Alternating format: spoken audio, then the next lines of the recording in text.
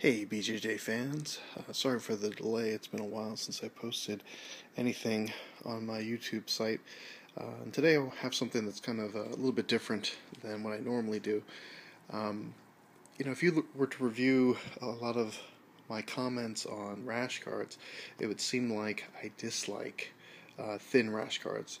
And that's not necessarily the case. I like thin rash guards. I think they have a great feel to them, and particularly during the hotter months, they just feel better. However, a lot of times the manufacturers trade comfort for durability, and I find that those types of rash guards tend to peel and grow thin very quickly. So what I'm going to talk to you about today is two different rash guards. One is a thick rash guard. This is the Tatami rash guard. The Beijing Panda rash guard is definitely of the thicker type. It is, I guess I felt thicker than this, but it is of the thicker type. And you can see the colors are amazing.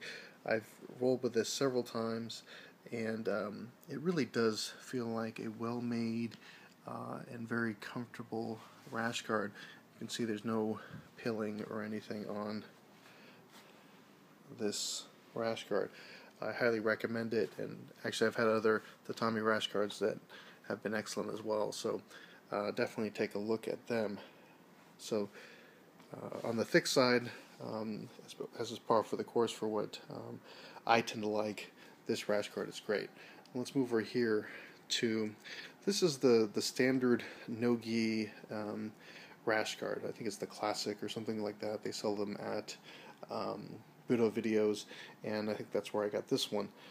It is of the thinner type, but if you can see it there, it definitely is more durable.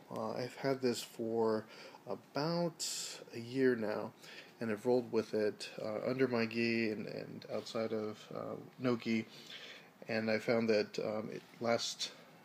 it holds up really well.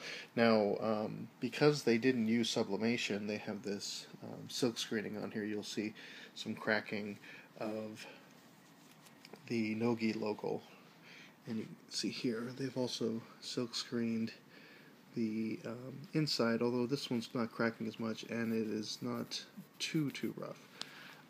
But this rash guard, very plain, but it's held up very well. If you take it, let me turn it over here, the back, as you can see, very clean. They all have this flat lock seams, which make it very comfortable. And this is another rash guard that I can highly recommend.